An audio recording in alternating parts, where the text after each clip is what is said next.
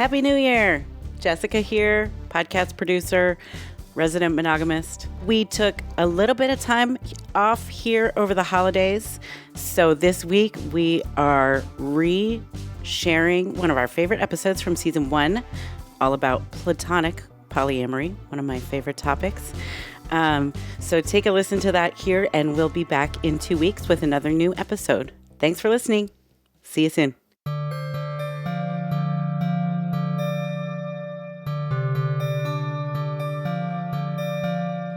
The heart of truly ethical non-monogamy is the acknowledgement that we cannot be all things all the time to the people we love, and yet we remain lovable anyway.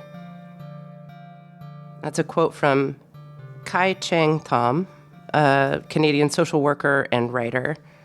And this quote really spoke to me this week. I think at first glance, it's about the additive nature of love and self-discovery. That love is not about winnowing away people until you find the person that you love the most, right? But about adding more and more people in who you love. And when I first read it and I was first thinking about it, I immediately thought about romantic love. And I thought about sexual partners, and I thought about non-monogamy in those terms. But today, we're going to do something a little different, right, Alex? That's right.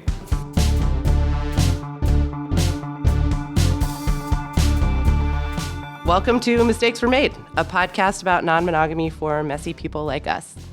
I'm Sarah, a queer therapist, writer, and journalist, and I have a cold, and so that's why I sound like this, a little stuffed up and a little hoarse. And I'm her husband, Alex, a communication professional and educator, and I just always sound like this, a little stuffed up, maybe. And today we're also joined by our producer and longtime friend, Jessica Partnow. Hi, Jessica. Hi, guys. Thanks for having me today. Thank you for being here, as usual, but on the mic a little bit more today. And we'll find out why in a minute. But first, let's go right into a story that kind of kicks us off on today's episode. Yeah, so I think I mentioned this last episode that I had gone away on a writing retreat with a good friend of mine, someone who I would consider him one of my closest friends, and he and I have been creators together, and you're giving me a look, Alex. Because you said him. This was a man? It was a man. A man? A man. Yeah. I went away to the woods to a cabin, a romantic cabin with a man. And he and I have worked together as kind of creative partners, writing partners for many, many years. And so we decided to take a weekend away and focus specifically on our writing together. So I also knew him before. Yes, you I did. went to fourth grade with him, and we were buds. So You've known him longer. It's true. So get away from my man. You've known him longer. I've read way more of his drafts than you have. Yeah, for sure.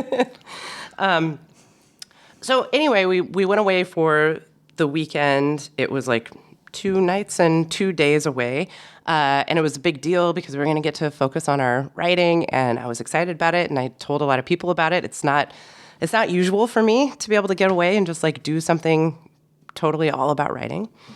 But a couple of people really raised eyebrows about it. And there was definitely the assumption that it was romantic, that he and I had a sexual relationship, and if we didn't already, that was going to happen on the weekend, or that the specter of it would rise. Yeah, and it was sort of interesting, thinking about that. And actually, I think I was aware of that stuff too. One of the things that came up for me is just realizing how, because we're non-monogamous, and for people who know that, we mentioned it to my parents just sort of offhand because, they were going to be helping with childcare or something while you were gone. And I didn't feel weird about it in the same way because my parents know we're non-monogamous. I was kind of oh, no bigs. They could assume whatever they want, but there wasn't the specter of cheating there. It was almost they probably did assume that, that he was your boyfriend or one of your partners or something like that. They didn't ask. And I was just not sweating it at all. That perception in the same way that I probably would have been if it wasn't known that we were non-monogamous, right? Then it would have been kind of like, oh, you're letting your wife go away with a man, and what's going to happen? Yeah, this is interesting, and I think it really it kicks off what we're going to be talking about this week, which is specifically intimate and committed or non-traditional relationships that aren't sexual or romantic. And one of the things that was revealed to me as I was telling people about this getaway, and I was getting some of those raised eyebrows, was, oh, I have a lot of relationships like this that raise people's eyebrows, and I kind of always have from long before us opening up. Yeah. So what do you think?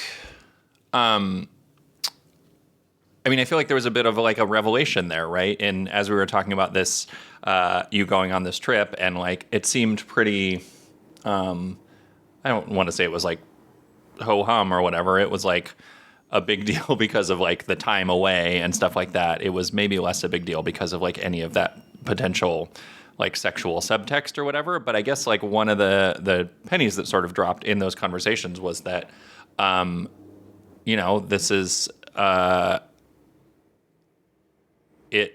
you have a really intimate relationship with this person that isn't sexual, but that's exceptional. To have a cross-gender relationship, with somebody that is sort of intense enough that you would be working together creatively and want to spend 48 hours kind of together constantly, that's still intense. That's a real thing, whether or not there's sex involved. And I couldn't quite tell, and I think that this is going to come up again and again. Does it make people more uncomfortable that I have intense relationships with people like that outside of my marriage where there might be sex and romance involved? Or does it make them more uncomfortable that I have intense, non-traditional or intimate relationships with people where there isn't sex and romance involved? And which one of those is actually more threatening? Yeah. And I think that's kind of what we want to talk about today. In past episodes, we've talked about compulsory monogamy and the nuclear family, and the ways that some of those things might be really restrictive. But what about when those things are getting challenged with types of relationships that aren't explicitly sexual, right? Our entry point. I think my entry point to non-monogamy and polyamory has always been oh, you have sex with other people other than your primary partner, other than your wife, or you have sex with multiple people at the same time, either literally at the same time or in the same period of your life. And that's certainly a thing that is very interesting to people and is kind of transgressive in a way, but as we've discovered, there are other things that are way more transgressive, right? Other kinds of relationships that are actually a lot more transgressive. That involve trust and money and co-housing, care, parenting, creative endeavors, and love, right? Love that is non-romantic or non-sexual. One of the relationships that came up when I was trying to contextualize for people who are what do you mean you're going away to the woods with a man and it's not romantic or sexual, and you don't think it will be, and you actually know it won't be. And I was well, I have other relationships that are like that. I have one of my best friends is a man, and he and I talk on the phone once a week, once every 2 weeks, and we always end that conversation with, I love you. That was just one of many examples I had in my life of relationships that just didn't quite follow a script, whether they're cross-gender or not.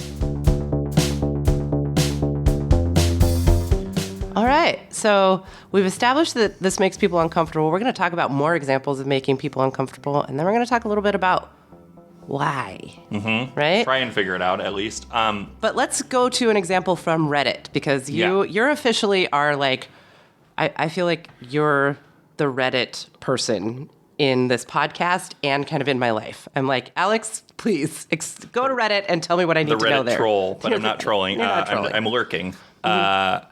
Yeah, so I was I follow one of the subreddits for it's poly families or something like that. So it's a not crazy active subreddit that just has people talking about polyamorous family situations and kids and stuff like that. And there are a lot of posts on there where people are talking about the decision to cohabitate with their partners. So I think usually this is like a polycule, right? Like a group of people who are kind of like all connected through romantic sexual relationships with each other. And if they're talking about moving in together, they're probably, more than just sexual relationships, right? They're like basically creating a family with, a number of people who are dating each other in some sort of combination. And a lot of people like go from that, doing that sort of separately as individuals to wanting to live together. And a lot of things come up around like the legal pieces of that and the property pieces of that, which we'll get to in a second, but also just like the idea of like moving in together. There are a lot of posts on there kind of asking for advice about that, which I found really interesting. And it's not about the sex parts, the sexy parts. It's about, things like, a lot of the advice that people get back when they ask for advice around that is like, know how you're going to deal with household chores. Know how you're going to navigate like pet allergy. Like some person's allergic to a cat, the other person has a cat. Like think about ahead of time where the people are going to sleep so they're not like reacting to the cat allergies. How are you going to deal with just like getting enough rest because somebody has a cold, they need somewhere to sleep. I don't know what all the intricacies of this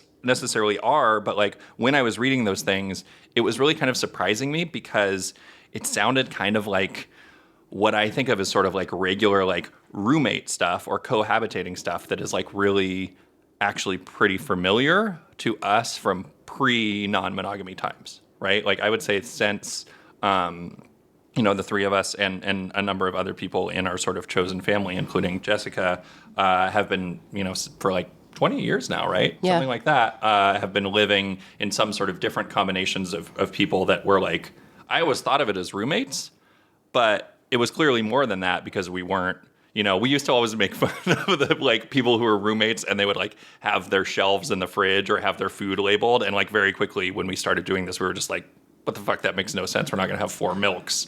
We're just going to all pool our money for groceries. And yeah, you look like you want to say something, but it's like that is the level of difference. Like there's living together as roommates, and then there's like living together as people who are in relationship with each other. Sharing resources, Yeah. Often sharing financial resources, time, labor. And I think it's a distinction to make. We probably didn't think of what we were doing as significantly different than anybody else who was living as roommates or in punk houses or activist houses until we got married. So this feels really relevant to me because once we got married and other people we knew got married, and certainly once we had kids and we're still living in those kinds of like co-housing situations, that's when people were like, what the fuck are you doing?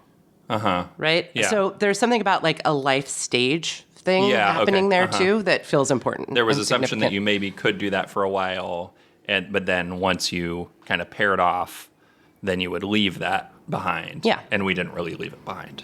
No.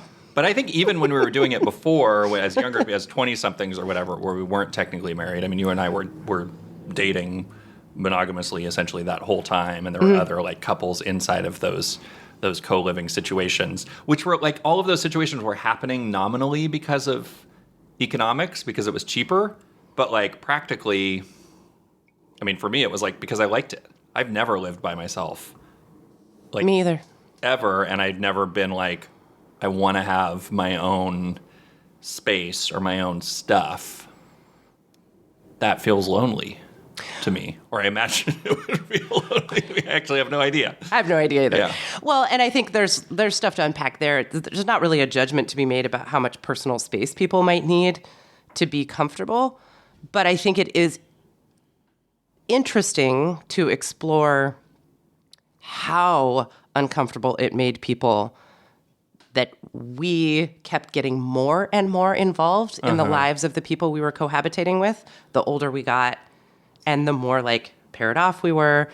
And once we had kids, it was going the opposite direction, right? Than what people would have expected. Yeah, and living with people, I've often thought about this in terms of like the people who I am really close friends with. Almost all of those were people who I lived with at some point, even if I wasn't close friends with them when I started living with them. That's like was the way of building really close friendships and intimate relationships. Yeah. So does this feel like a time to just like give people the lowdown on how we live right now? Yeah. Just Sure. since we keep referencing it? Uh-huh. Yeah. Talk about our freaky lifestyle. Yeah, so I'm definitely going to bring Jess in on this, but like as a just kind of foundational information about it, we co-own a house together. You and I, Alex, and Jessica and her husband, Curtis. We co-own a house that's like a triplex, basically. And so there's two families that live here. One of us, we live upstairs. They live downstairs. Then there's a basement apartment that, in theory, is supposed to be my office and is at least half the time a place where some other person in our family is living. Yeah. or someone, living or visiting for a long time. It's often also alluded to as like the sex dungeon, but not very much really sex isn't. actually happens in there. I don't think. And then next door, we have... Just want to qualify that for anybody who does end up staying there. It's not a sex dungeon. So if we invite you to stay in our apartment, it's cool. It's cool. Unless you're looking for a sex dungeon, and then you should look elsewhere. Probably. We could talk. We can talk. And then next door, our goddaughter and her father, who we've also lived with in some way, shape, or form, sometimes in the same building, sometimes in an adjacent building for like 8 years or something. And then her mom lives a block away, right? Uh-huh. And then we have a couple of other chosen family members who live in the city, but not really close, but we have like regular kind of like standing dates with, essentially, or times that we hang out. Yeah. And then there's a much more extended kind of chosen family who do live in other places, like that one of my best friends that I mentioned, who I talk to now once a week because we no longer live in the same place. Yeah. Anything else that needs to be added? Jessica, what else would you add to that equation? I mean, I think that covers it. It's kind of funny that where the goddaughter and her dad live used to be my apartment, because I did briefly live by myself, I think for like 2 years. There were things I liked about it. It was a very cool apartment, but it was like, then I was suddenly, I think, a mile away from you guys in this house with a different configuration of chosen family members at that time. And it was just like too far away. Uh-huh. And so then, I was here at a party one time and saw that the apartment next door was up for rent. And I was just like, okay, I'm moving here in, Right. in 2 weeks. And that, apartment has been in our chosen family for now, I don't know. Yeah. And I actually want to take a minute to talk shit about the landlord of that apartment, because I'm sure he's not listening to this podcast. Yeah, but it's been a thing recently where we had adjoining yards where there was a gate that was just kind of there when we moved in between our two like backyards, and we just let the kids go back and forth, and we went back and forth between that gate instead of having to go around on the busy street and walk 4 times as far. And he recently nailed that gate shut and was really adamant that he did not want it to be open. And it was it made me really mad, because it just felt like an affront to our family kind of, and there was no way to explain to this person, that we're connected. We're not. Right. This is not just 2 separate pieces of property. We are spending multiple meals together. Yeah. Right. That we have a connected life with these folks, and that it seems like this will sometimes happen where you really try and push back on that with people, and then they come back with a pretty strong reaction, nailing the gate. He had a super strong reaction. Yeah. And I don't really know what to make of that exactly, but thank you for indulging my landlord get fucked corner of the podcast. Yes, good job. Cool.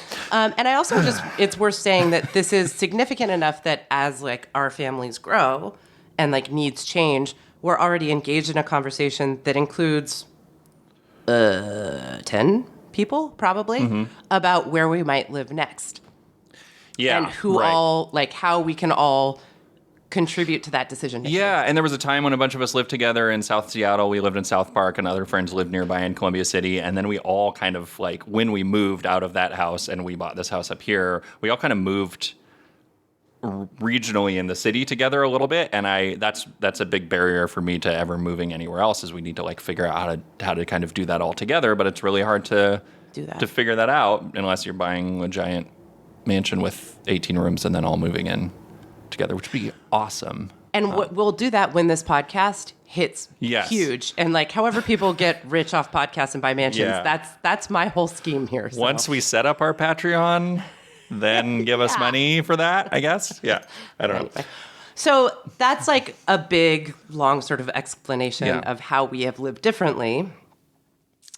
Yeah. Yeah, and so I guess there's some stuff to talk about here in terms of, first of all, like how you were talking about how this kind of thing is somewhat transgressive, and is sort of, people have strong reactions to it. That's like mostly true, I think, more for white people and more for straight people, and like there's been a lot more like queer chosen family. That's a legacy that I think is really strong. It's not like we're inventing this, right? Absolutely not. And I think like this is a thread that has shown up in most of our podcasts at some point, that right, like how being white, middle class, hetero passing, monogamous passing, right? Ooh, good, yeah. Those things make these transgressions be perceived perhaps differently, or at least like it has to be acknowledged that we're sort of seen as passing up or rejecting privilege around nuclear family and more kind of like normative ways of living. And I think this gets really complicated, but it's definitely important to say that queer communities and BIPOC communities have lived in chosen family and extended family as ways of supporting each other, having connection, sharing resources for generations. Mm-hmm. And so you can't really talk about this sort of stuff about like living non-traditionally or in a different type of community without talking about race and privilege and expectations there. Mm-hmm. And it's also worth saying that there's privilege baked into our ability to do this because we are able to own a house, mm-hmm. right? So even just being able to own a house in a city, something that was made much more possible by the fact that we could buy it together with another couple, right? But even that makes this more possible than it is for a lot of other people I know. Yeah, so, and we would be subject to a lot more of that landlord bullshit if we didn't own our own house. There are also still like rules that make it kind of hard. That's right. Even with the resources to like do the home ownership part. Jessica, do you want to talk about like a little bit about like when because you sort of manage the finances of that? It's not like simple to. Sarah and I owned the house first, and then we sold part of it to Jessica and her husband. Do you want to talk a little bit about like how that was? Yeah, it was interesting because, I think the immediate reaction as I started to figure out how to do it like legally was people were just like, this is insane. Nobody does this. Or they were just like one lawyer that I emailed was like, are these people trying to scam you? Like they thought it was some kind of like timeshare mm-hmm. deal or something. Right. And I was like, what? And I think the thing that finally like cracked it open for people was I was like, well, what about like when rich people buy a beach house together, right? Two couples own a beach house. It's just like that show with Lily Tomlin and Jane Fonda, right? You're like imagine us as extremely rich. Does that change your reaction to this request? Basically, that's exactly it. And then people were just like, oh yeah, totally. We could do that. No problem.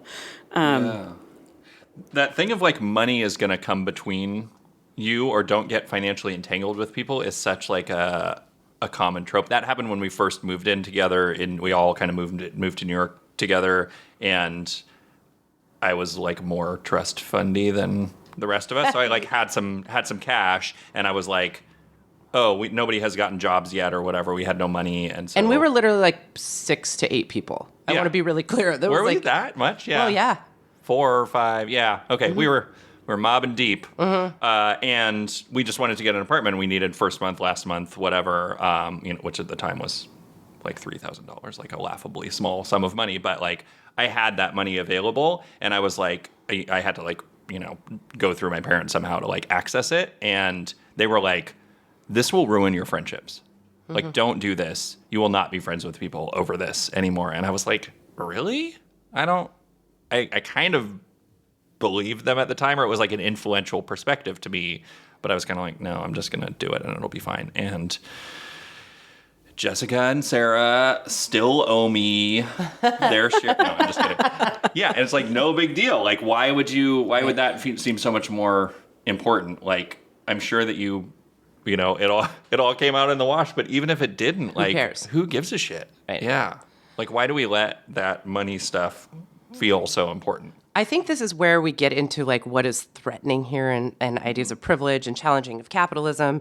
That if people started joining together in non-traditional relationship, in mutual aid with each other, sharing resources, not siloing off those resources, right? Whether it's childcare, housing, money, food, right? It becomes a huge challenge to the way capitalism operates, which keeping people siloed away from each other and the idea that it's really taboo to share resources that are seen as intimate outside of a nuclear family, I think benefits capitalism. Yeah, I mean, we were structures. talking about this the other day, and like I was trying to wrap my brain around that because it's just like people need to buy more appliances. Like, is it really just like GE is like we need to perpetuate this, nuclear family thing so that everybody has to buy a microwave from us or whatever? Or like, do you think it's more? I mean, it's not like obviously that conspiratorial, right? It's just kind of like things that have grown to be embedded in our culture. I think it's about ranking people, right? So I think like capitalism and white supremacy and patriarchy are always engaged in this like practice of ranking people's value in society, right? And this idea that if you have more of that value, whether it comes in the form of resources or white privilege or, class privilege or gender privilege or whatever, that you need to like hoard that, right? You have to keep it for yourself and people like you. And that if you were to not do that, it would somehow challenge what you have, right? You would then have less, right? And this comes up when we talk about the ways that like the way I live or us co-owning property together really upsets my family sometimes. It's always this narrative of you're going to have less because you have shared it in this way, right? And I think that's very political. And I think that's very much like it's the game. That's if you trust other people, if you share what you have with them, they'll take advantage of you. You'll have less. You're going to be more threatened. Well, and then the flip side of that is like the accumulation of stuff as like with meaning ascribed to it, giving you purpose. And if you're living in sort of relative isolation or kind of like living inside of this system that's been forced upon you of, a nuclear family or monogamous relationships or whatever, maybe you're dissatisfied, and then maybe the only way that you have accessible to you to like kind of escape that dissatisfaction is to get more stuff, right? Or like one of the ways. And also, what if we just took care of each other? We know, I'm getting on my soapbox, so I'm dragging out my soapbox. There should be a little sound effect that is me dragging out my soapbox. I don't even know what a soapbox is. I always imagine it as a milk crate. Yeah. So okay. I'm dragging out my milk crate. And standing on it. In our polycool communal cult situation, we actually buy soap by the box. Right. So exactly. it's good. Exactly. But we know there is enough housing for everyone. There are enough resources for everyone. There's enough food for everyone. We have everything we need. The reason why we can't access that is because it serves racist, sexist, capitalist systems to keep us separated from that truth, right? And for them to be doling it out to us based on what our perceived value is, right? People hate this. People hate this. Yeah, and I was just also like thinking about how that fear that they create of not having enough or having to hoard it for yourself is also just a way of disguising the actual like more power that we have when we're a bigger collective of people, right? We have the four of us together instead of two separate couples have more financial power, have more political power, have just more resources of every kind. Childcare. More food, more options for dinner. Exactly. We only have to have one Netflix account because we have the same IP address. That's where we're really hitting them hard. I think that's really true. It's about accessing collective power. Yeah. So this is like reminding me of this thing that was I read about in a couple of different places, but was big on that same polyamory families Reddit. Like people were really angry about this in Kansas City, a suburb of Kansas City. The city council voted unanimously to ban co-living, and basically like the rules of that mean that a co-living group is a group of at least 4 unrelated adults living together in a dwelling unit. The ordinance states that if one adult is unrelated to another adult, then the entire group of people will be classified as unrelated. And so you can't have, the law prohibits having more than 3 people basically just like living together if they're not a family, like a blood family. Oh man, you know what that my spidey sense is tingling about? That sounds racist to me. Mm-hmm. I mean, it sounds anti-immigrant. Yeah. Too. I mean, I immediately thought of just like roommate situations or co-housing situations where people are like coming to a place looking for economic opportunity or for a seasonal job and are sharing some sort of housing situation together. Right. Well, in the context, we'll link to the article in the show notes. The context of the article is pretty short. It didn't really touch on a lot of that stuff, but it did talk about how the average home price in that county and in the suburbs of Kansas City rose 37% from 2017 to 2021. So in 4 years, the cost of living, or housing, just like rose by a third. Yep. It's crazy in that context. Like, of course, people are going to be joining together and trying to like reduce their expenses. What the relationships look like inside of that, who knows? Right. But I think the reason this was, such a big thing on that subreddit is like it's basically, excluding these people's way of life and like delegitimizing their families. I don't think that's actually the purpose. I think the purpose is more, it's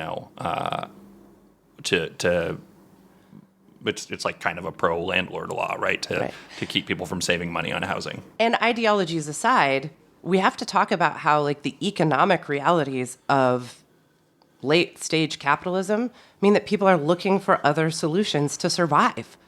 Right? Mm-hmm. And so we can talk about having really ideological and personal reasons for doing what we've done and living the way we've lived. It's also benefited us economically and allowed us to have more economic power, as Jessica mentioned. But for a lot of people, these sorts of decisions are just about being able to access housing at all, support, childcare in a system that is just like squeezing people further and further on all of those points.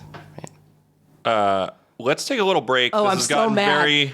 We need to cool things down. I can't. This has gotten very critique of capitalism. Our sponsorships are going to get pulled if we don't calm this down. So let's recenter ourselves on Good. non-monogamy.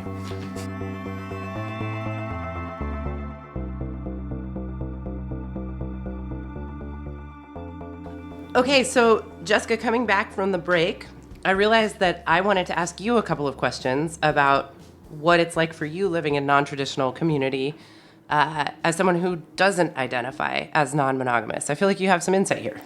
Yeah, well, it's so interesting. Like, as you all have been exploring non-monogamy, it has helped me explain my own life to myself in so many ways. I'm like, oh, that's what I've been doing all these years. Like, your joke about like not sharing food. I was always like so disturbed by the idea that you could live in a house with people and not eat the same food.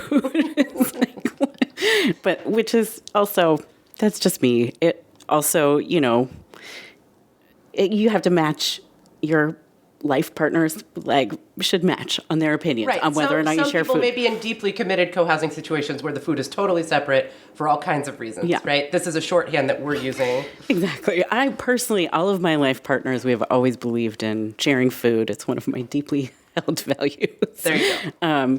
But my whole life, I think, have had like a smallish number of like really close friendships and people who are my life partners, whether it's, living together, doing creative work together. The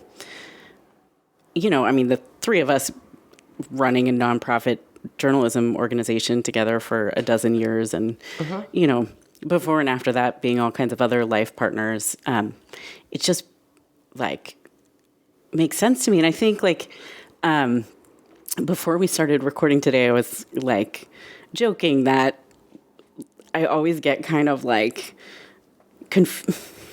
annoyed. I'll just say annoyed when people say that they married their best friend. That's right. Yeah, you do have this bone to pick, don't you? Which is like, again, I feel like I'm being so judgmental. But for me, like, I think it's so distressing because of the idea that like that my husband, Curtis, should be everything, right? He should be my romantic partner, and he should be my roommate, and he should be my best friend, and he should be my hiking buddy, and he should be like all of these things, when like he hates hiking. He really does. Always has, currently not physically able to do it. Maybe we'll get into that whole thing too. But it was a consistent But it was stance before that. Yeah, consistent throughout the relationship. He did, he has gone on many hikes with me, but it's not what he would like to do. And I have other close friendships with people who do love to go hiking with me, and it's great. Then he can go watch a 6-hour-long Turkish art film, which, I'll do. But I keep waiting for Curtis to ask me to do that. I'm like, Curtis, who do you know who wants to watch a 6-hour-long Turkish art film? Yeah. Me. It's me. I want you Curtis, guys are to you go. listening to this? Curtis, invite me to He that. better be listening. I want him to play video games with me while you guys go hiking. That would be the ideal There we go. on my end. yeah. Well, he would love that. I would love that. Let's Yeah. make a plan. Make a plan. Yeah, so what I'm hearing from you is like a lot of this feels pretty like a standard thing to say, like, oh, my husband doesn't share all of my interests. What's wrong with that? But you have taken it a step further, right? It's not like you just joined a hiking group. You bought a house with another couple. You're a co-parent to our kids. You're like in creative partnerships that span decades. I mean, let's just say it. You and I met in 1985. You came up to me. You were like, want to be best friends. I did not know the blood oath I was signing, but I'm really glad I did. So you have a deep orientation that is like pretty, I think, radical in this way. It's true. We didn't sign in blood until 1988, I believe, but we did at Good that fact time. check. And then didn't you also like petition the Reagan administration? Yeah, that's what I'm for thinking of. I mean, it was official after. sisterhood? Yeah, it was. And your pleas fell on deaf ears, Yeah. right? Still waiting pending. for the We're response. still waiting that was for the like, response. That was like, That's true. non-monogamy, like co-friend It's true. erasure, Yes, right? it was. We Your requested first to be. Yeah. entanglement with legalistic erasure of non-traditional relationships. Well, and to get back to this like thing about sex and romance and being the glue for like long, intense relationships, it has certainly been something that has confused people, perplexed, and made them uncomfortable over the years. Yeah, well, and I would say, I mean, I was like in various, periods of dating casually or dating medium term or in, a years long relationship. But I would say like in much of my romantic life before I met my husband, it was always a source of tension that I had this family, and there was always sort of like jealousy. And I knew like when I was out there dating for what turned out to be the last time, we think. So far as we know. The tension I know, in right? the room is that everybody's like, well, she sounds pretty hot. I hope it's not the last time. But I was like, well, obviously it's really important that this person wants to be part of my chosen family, and not that it's like they're willing to put up with it, so that they can date me. It's like, this is like an amazing thing that I have spent my entire life cultivating, and it's really, really important to me. And if you don't want to be part of this family, that's okay. So it But wasn't we something- should not date or get married. Not something you were developing, just waiting for the right one to come along and replace all of those relationships. Exactly. Exactly. Yeah, which is like, when you say it like that, the normal way to be sounds so fucking weird. That you would like have a pretty community intense. and then you'd be like, just waiting for that person to come and sweep me off my feet and take me away from all of this community that I've built. Right? And move to the Madness. suburbs. Yeah, move to the suburbs. But that Yeah. that is the pressure. And back to, with my own family, we'll have another episode where we talk about their feelings about my queerness and how much they do or don't engage with that. But the thing they most actively engage with and sort of talk about being uncomfortable about is my chosen family, my alternative community. Like, Yeah. especially after we got married and then especially after we had kids. And it was just like, what are you doing? We cannot hang out without them talking about how they do not like it.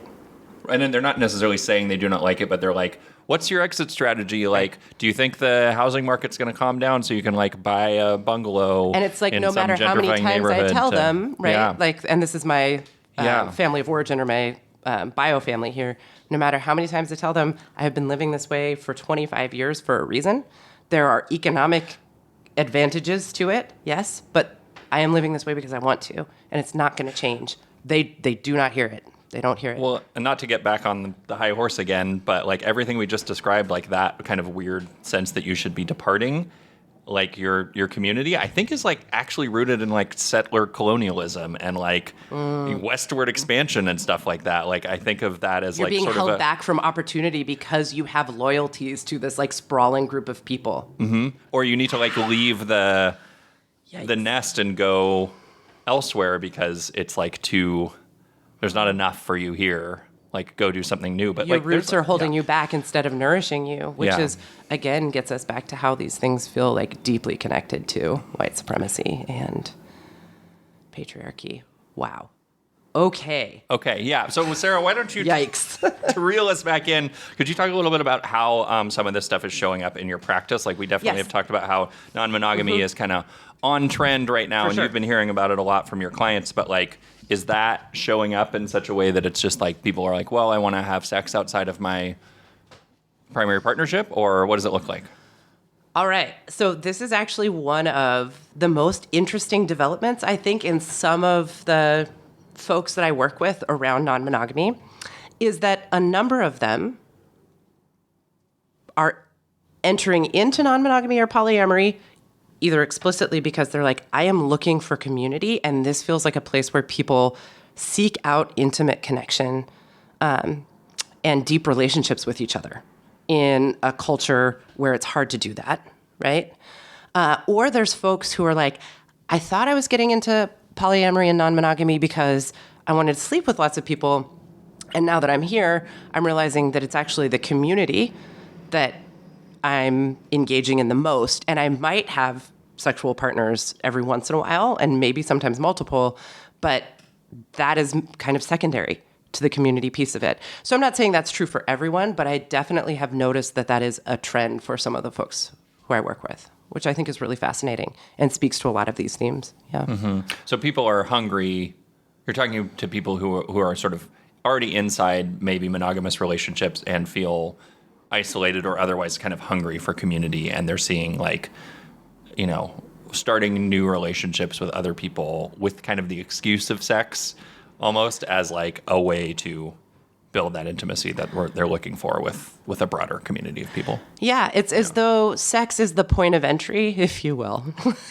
Oh, I will. Oh, God. Is there a sound effect for that? Yes.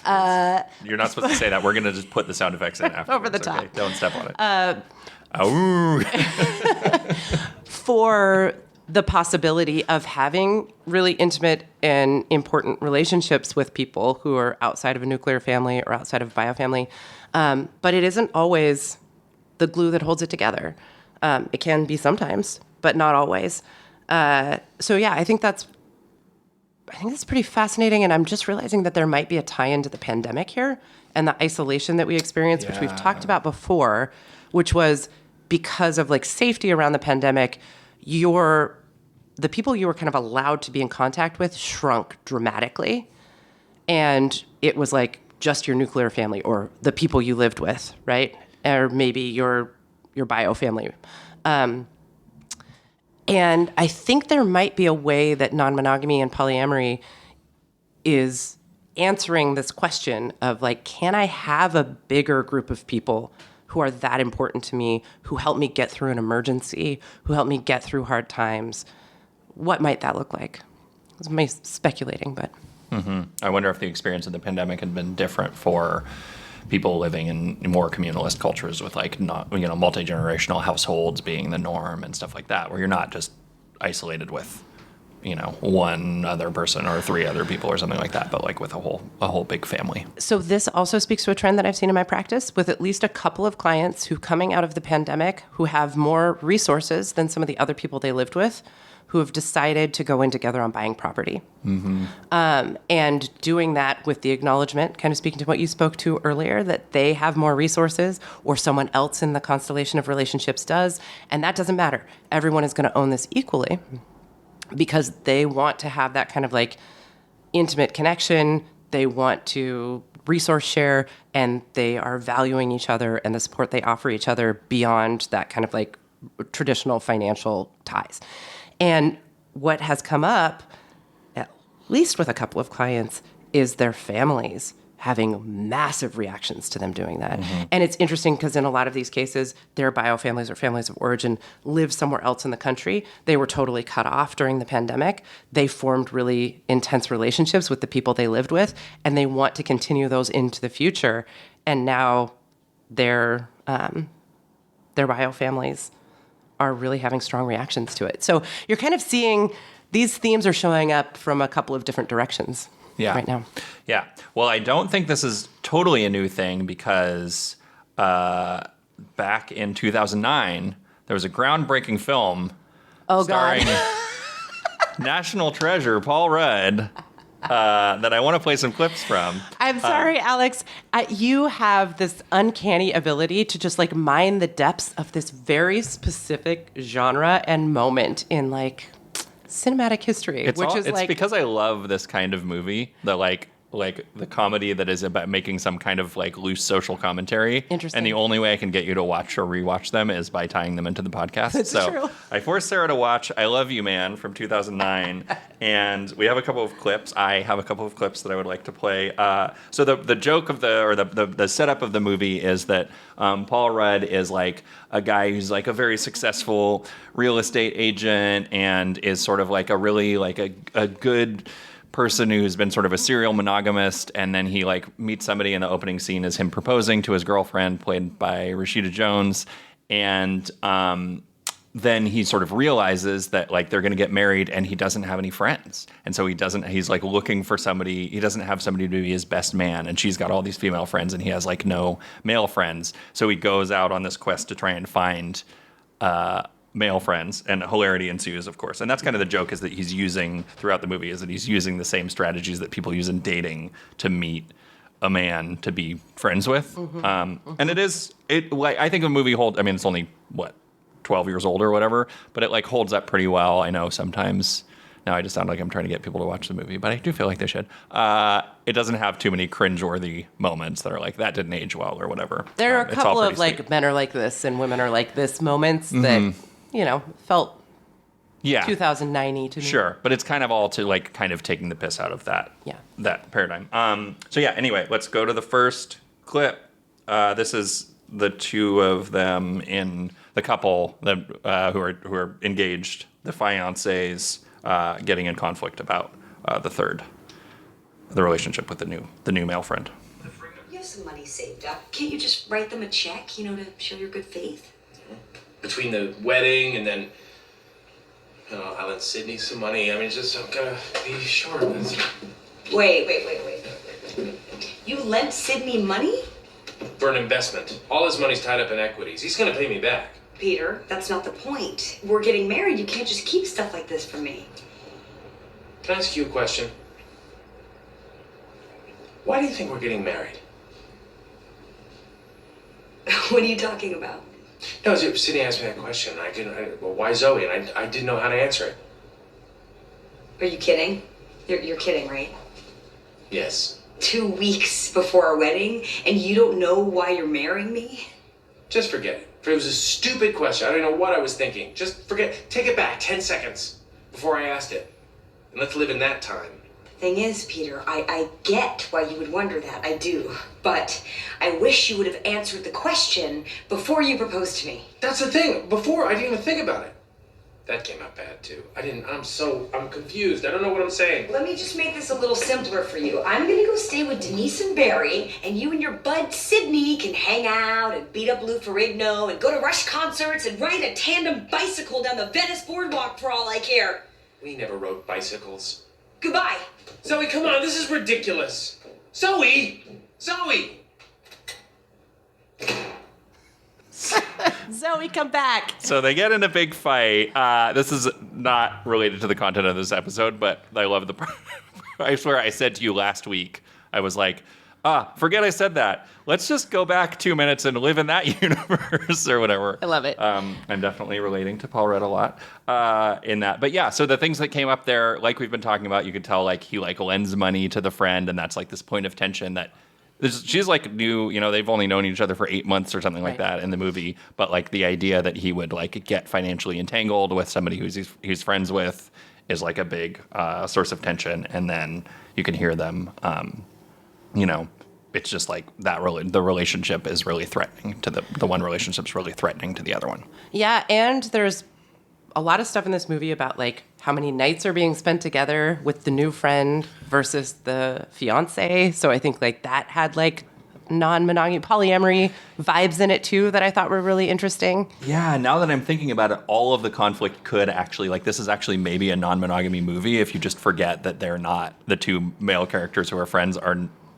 You just pretend that they're having sex too, and then suddenly all of the issues that come up like really, really fit, and they've maybe made a movie about non-monogamy where the conflict is not just I don't know. Yeah, it's really interesting, and there's like gendered stuff here too, especially around men having really close male relationships, and like in this case, Rashida Jones, who plays Zoe, is coming into it with like all of these like deep, lifelong female friendships, and that's kind of a given.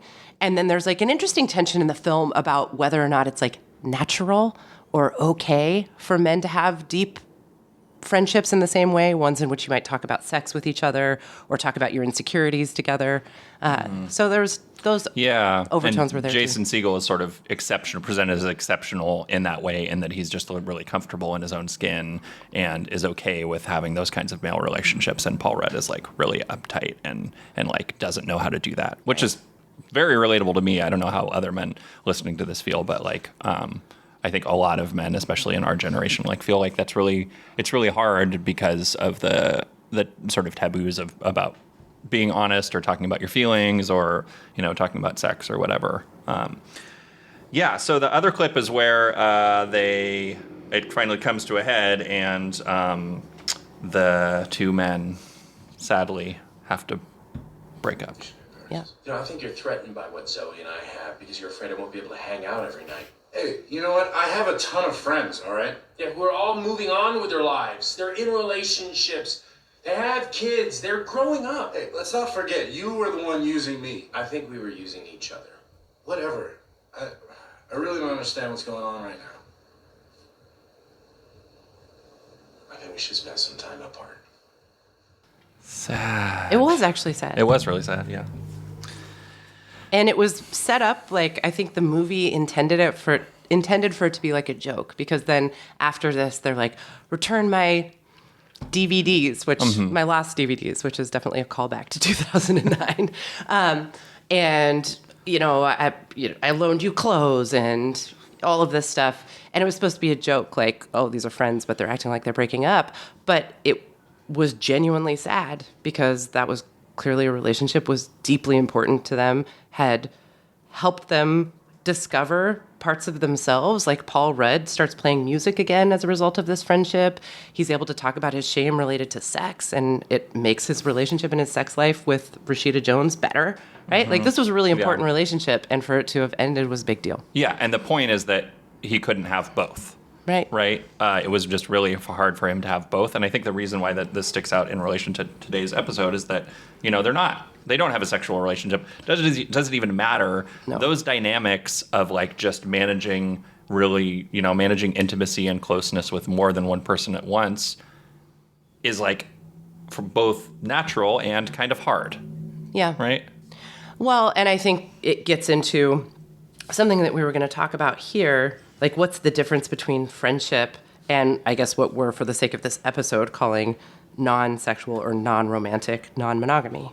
What do you think? Let's just, that's like so many negatives. I know. Non-monogamy. How do we say that in a more positive way? I mean, I guess you could say platonic non-monogamy, and maybe that would have the same the linguistic implication. Piece of that just speaks to how hard it is, like how like outsidery this stuff is, right? We have to define these things against themselves. Right. Or whatever. Right. Sorry, what was your question? Well, my question was, what is the difference between friendship and a more platonic non-monogamy or non-traditional relationships that are intense and intimate? Does it matter? Do we need to make that distinction? Why are we talking about this on this podcast? What do you think? I mean, I think for me, I use the fact that there's sex involved to validate relationships. And it's like an expression of intimacy that makes it more comfortable to be more kind of like all in with somebody, right? And like, so people who I am not sleeping with, like, it's like I don't have that same... The not sleeping together is like feels like a boundary, maybe, or feels like it creates like an outward wall to how close we are. Does that make sense? Yes, and you have a lot of non-traditional intimate friendships and relationships. That's true.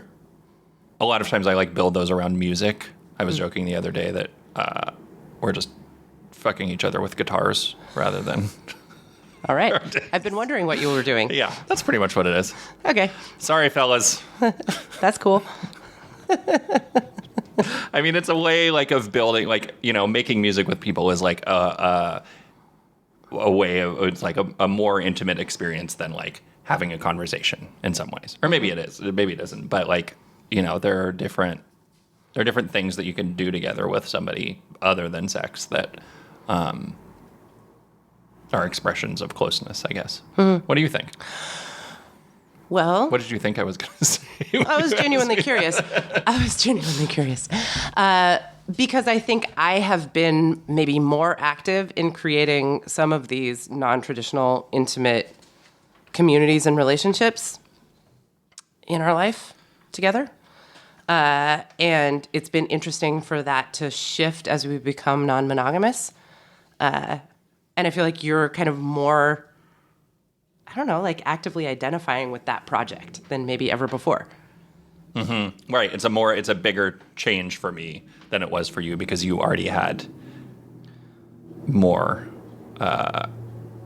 really close relationships that were, as we're calling them, non-sexual, non-monogamous relationships. Yeah. Yeah, and it's true. like freeing me to do that more. Which, I mean, I think gets to maybe why we're talking about this on this podcast, that non-monogamy, polyamory, words like chosen family that we get from queer communities, this is giving us language and structure to talk about living differently. And living differently that may or may not have to do with sex, but living differently that is challenging. Challenging personally, and it's challenging to existing norms. And it gets us thinking about why those norms function the way they do. Right. But it's also made us realize how we were already doing that. And I think that was a big sort of early revelation for me once we opened our relationship and I started reading more about it. And then I was like, oh, a lot of this sounds really familiar. Like, I'm already doing a lot of this stuff except without the sex. And it's probably harder to do both things at once. It still feels like a reach for me to, you know, be both in deep community with people and having sexual relationships with them, like doing both of those things at the same time with multiple people still feels harder. Yeah, and then it's interesting that for me, I've maybe had fewer relationships than you, but like the one that I've had that's lasted the longest got deeply embedded in my community, right? So Yes. in creative projects, in parenting, she's now like friends with all my friends and like making a bunch of music with them, and there's going to be a show. And it's like, oh, yeah, of course. Sorry, I started a band with your girlfriend. It's great. My bad. We'll promote that show on a later podcast. Yeah. Okay, so in conclusion... Yeah, let's come back to that quote from the beginning, and I want to read it again, and let's talk about, like, in the context of this conversation, like what we think about it. The heart of truly ethical non-monogamy is the acknowledgement that we cannot be all things all the time to the people we love, and yet we remain lovable anyway. Yeah, that is actually hitting me on a deeper level, I think, after we've had this conversation. And I was thinking about this as we were talking. We often frame our podcasts with what was the mistake you made, right? Listening to that now, actually, I'm feeling like kind of emotional about this. I think that a mistake that I have made is not openly standing up for my non-traditional relationships before I was non-monogamous. I think I internalized a lot of the discomfort and shame that people felt on my behalf, right, or projected on me. And I tried to obscure how important the relationships were to me, or I tried to come up with excuses or reasons why that would seem acceptable to people, reasons why I had the relationships that I did. I was really defensive sometimes. I tried to hide them, right? And like coming back to the example of the writing retreat, I think that really poked at that for me, where I was like kind of nervous about telling people about it because I knew it was sort of weird. But I was like, no, I can do this now, right? I'm non-monogamous. We talk about our relationships, right? Like we stand up for them. We are confident in what they are and what they mean to us, right? And so I think like that is the mistake that I realized that I've made for much of my life. And I think it is wrapped up in also queerness for me, and some of the struggles I had with being open about that earlier in my life too.